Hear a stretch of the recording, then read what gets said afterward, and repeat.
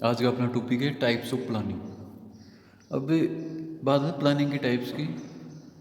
तो वैसे तो प्लानिंग कई टाइप की होती है, लेकिन आज हम कुछ टाइप्स की स्टडी करेंगे। तो सबसे पहला जो टाइप है वो है on the basis of managerial hierarchy, कि मैनेजरियल हिरार्की के आधार पर प्लानिंग कितने टाइप की होती है। तो मैनेजर हिरार्की के अकॉर्डिंग प्लानिंग के दो टाइप है। सबसे पहला है स्ट्रेटेजिक प्लान से, और दूसरा है ऑपरेशनल प्लान। अब बात करते हैं स्ट्रेटेजिक प्लान्स क्या होते हैं। तो सबसे पहले जैसे आप जानना चाहोगे कि मैनेजरियल हिरार्की क्या है, तो जैसे आप पूछोगे सर मैनेजरियल हिरार्की क्या है, तो मैनेजरियल हिरार्की का मीन्स है कि मैनेजमेंट के level according to their authority, मतलब ऑथोरिटी के अकॉर्डिंग, मीन्स उनके जो अधिकार है काम करने के, उनके अकॉर्डिंग मैनेजमेंट के जो लेवल है उसके अकॉर्डिंग प्लानिंग के कौन कौन से टाइप हैं। तो सबसे पहला टाइप जैसे मैंने आपको बताया कि स्ट्रेटेजिक प्लान से, और दूसरा टाइप बताया ऑपरेशनल प्लान। अब बात करते हैं स्ट्रेटेजिक प्लान्स क्या है। तो स्ट्रेटेजिक वर्ड का मीन है रणनीति, मतलब ऐसे प्लान्स में रणनीति तैयार की जाती है, मीन्स कि अपने को काम कैसे करना है, तो उसके लिए जो रणनीति तैयार होती है वो स्ट्रेटेजिक प्लान्स में तैयार होती है। तो ऐसे प्लान्स में जैसे पहले मैं आपको बताऊं कि जो फिलोसॉफी है, जो पॉलिसीज है, और जो रूल्स और रेगुलेशन है, उसका फॉर्मुलेशन होता है स्ट्रेटेजिक प्लान्स के अकॉर्डिंग, और ये काम होता है टॉप लेवल मैनेजमेंट का। ठीक है।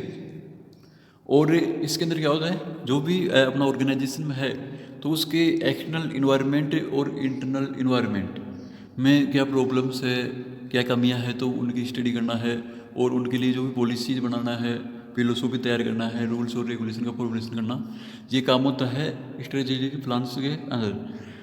अब बात करते हैं कि ऑपरेशनल प्लान नेक्स्ट टाइप है according to the manager hierarchy, operational plan. अब ऑपरेशनल प्लान क्या होते हैं, ऐसे प्लान से जिनके अंदर अपन ने जो भी स्ट्रेटेजिक प्लान में जो रणनीति तैयार की है, मीन्स रूल्स और रेगुलेशन और पॉलिसीज बनाई है, उनको एक्शन में लाना। ठीक है। तो ये होता है ऑपरेशन प्लान के अंदर, और ये काम होता है मीडियम लेवल या सुपरवाइजरी लेवल ऑफ मैनेजर्स का काम होता है ये।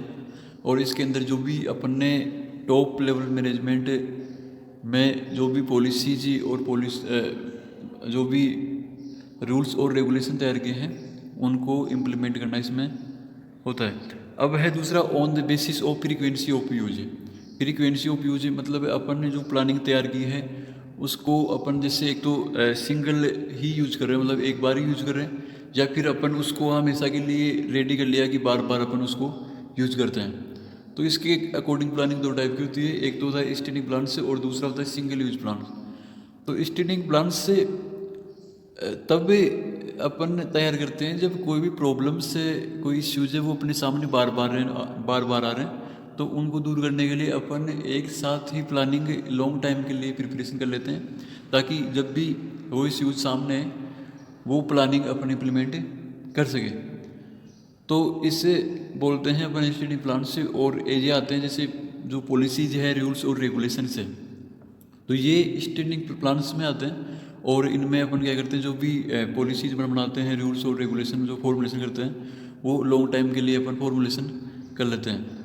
अब सिंगल यूज प्लान्स, तो ऐसे प्लान से जो अपने सामने कोई नया इश्यू आता है, नई प्रॉब्लम आती है, कोई नया काम अपने को करना होता है, उस टाइम में अपन फॉर्मुलेशन करते हैं। और इसके अंदर आते हैं जो भी प्रोग्राम्स है, जो प्रोजेक्ट्स है, या जो बजट है, वो आता है सिंगल यूज प्लान के अंदर। हम इसको एक बार में ही फॉर्मुलेशन कर लेते हैं, और उसको सिर्फ अपन सिंगल बार ही यूज कर सकते हैं। ठीक है। नेक्स्ट प्रोग्राम आएगा, कोई नेक्स्ट प्रोजेक्ट आएगा, कोई नेक्स्ट बजट आएगा, तो उस टाइम में अपन क्या करते हैं, एक नया प्लान का फॉर्मुलेशन करते हैं on the basis of time span. Time span के अकॉर्डिंग प्लानिंग के कौन कौन से टाइप हैं। तो according to the time span planning तीन टाइप की होती है, long range plans, medium term plans और शॉर्ट टर्म प्लान्स। तो सबसे पहले बात करते हैं अपन लॉन्ग रेंज प्लान्स की। तो लॉन्ग रेंज प्लान्स जो है वो 5 साल या इससे ज़्यादा टाइम के लिए बनाए जाते हैं, और इसमें जो भी ऑर्गेनाइजेशन के जो ओवरऑल टारगेट्स है और एक्टिविटीज़ है वो लॉन्ग रेंज प्लान्स के अंदर सेट की जाती है। ठीक है। अब बात करते हैं मीडियम टर्म प्लान्स की। मीडियम टर्म प्लान्स से 1 से लेके 5 साल तक का टाइम पीरियड कवर करते हैं। और इसमें जो भी लॉन्ग रेंज प्लान्स के अंदर अपने जो भी टारगेट्स सेट किए हैं, ठीक है, और जो भी एक्टिविटी सेट किए, तो उनको इम्प्लीमेंट करने के लिए अपन ने मीडियम जो रेंज प्लान्स हैं, तो उनमें अपन एक्टिविटी डिसाइड करते हैं। और जो भी डिपार्टमेंट्स हैं, जो भी सब डिपार्टमेंट्स हैं, तो उनमें जो कोऑर्डिनेटिंग करके जो भी एक्टिविटीज़ अपने सेट किए, उनको अपने को अचीव करना है मीडियम टर्म प्लान्स के अंदर। और ये होते हैं लॉन्ग रेंज प्लान्स की तुलना में कुछ ज़्यादा स्पेसिफिक और डिटेल में ये प्लान्स होते हैं। अब बात करते हैं शॉर्ट टर्म प्लान्स की। तो शॉर्ट टर्म प्लान्स क्या है? ये plans day to day activities के लिए बनाए जाते हैं, जैसे डेली अपने को क्या काम करना है, या फिर शॉर्ट टाइम पीरियड के लिए ये तैयार किए जाते हैं। और ये मोस्टली मैक्सिमम 1 साल तक के लिए तैयार किए जाते हैं, ठीक है।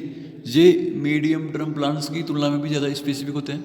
और इसमें हम जो भी लॉन्ग रेंज प्लान में और मीडियम टर्म प्लान्स में अपन ने जो भी एक्टिविटी डिसाइड की है, उनको इम्प्लीमेंट कैसे करना है, किस प्रकार से करना है, क्या हमें चाहिए, वो सभी अपन प्लानिंग तैयार करते हैं शॉर्ट टर्म प्लान्स में, समझो। अब है on the basis of scope. Scope के अकॉर्डिंग प्लान्स कितने टाइप के होते हैं? तो स्कोप के अकॉर्डिंग प्लान होते हैं 3 टाइप के। सबसे पहला है कॉरपोरेट प्लान, दूसरा है डिविजनल और फंक्शनल प्लान, और तीसरा है ग्रुप और सेक्शनल प्लान।